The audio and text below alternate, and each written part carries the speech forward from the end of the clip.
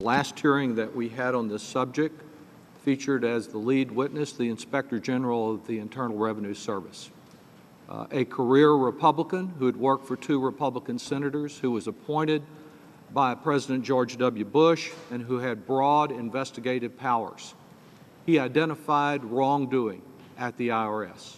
I agree with his findings, agree that whether it is one of these organizations, any of the 298 applications that Mr. Levin identified from his report that were set aside, 96 of them appearing to be of perhaps of a political orientation like the groups that are here today, and perhaps one like Progress Texas in my hometown, which received a similar letter and has very dissimilar political beliefs from those expressed here today.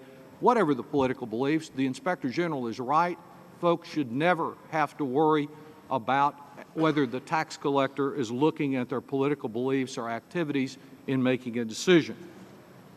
The Inspector General had more to say, however, after the very strong opening statement of our chairman about what the report signified. I asked him specifically if he had found any evidence of the corruption at the IRS as charged. He said no, he had not. I asked, since there was a charge opening our hearing, whether our tax system is rotten at the core. He indicated no, definitely not.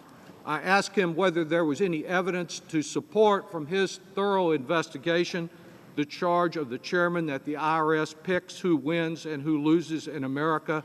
He responded, I don't believe that is the case. I agree with him on those findings as well.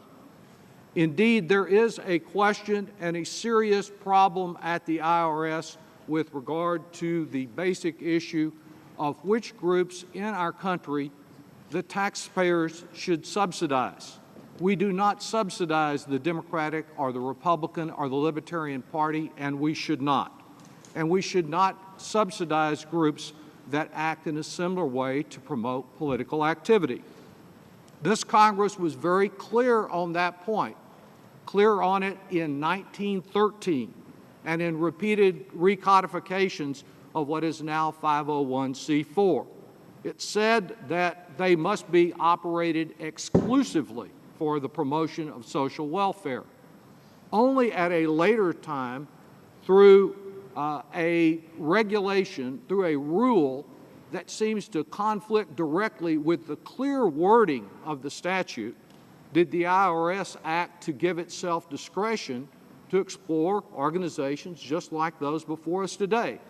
I think the IRS was wrong here. It did so during the administration of President Dwight Eisenhower in 1959.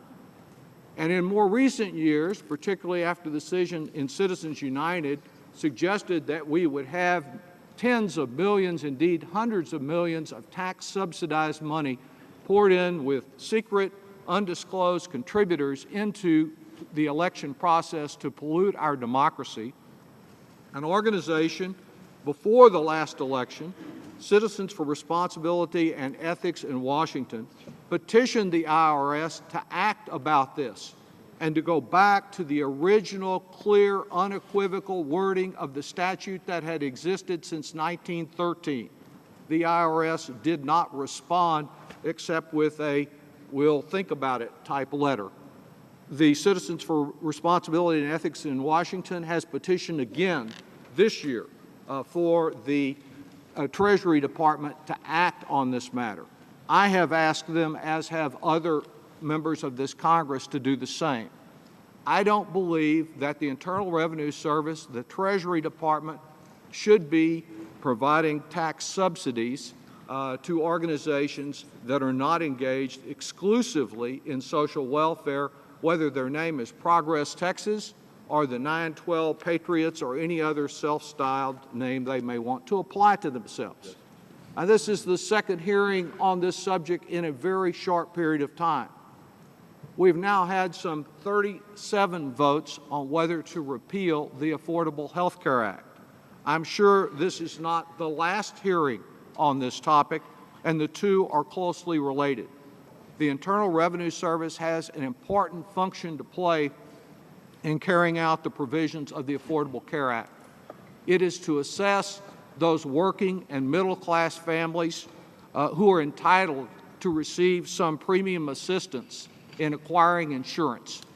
And the IRS needs to carry out that job effectively and fully.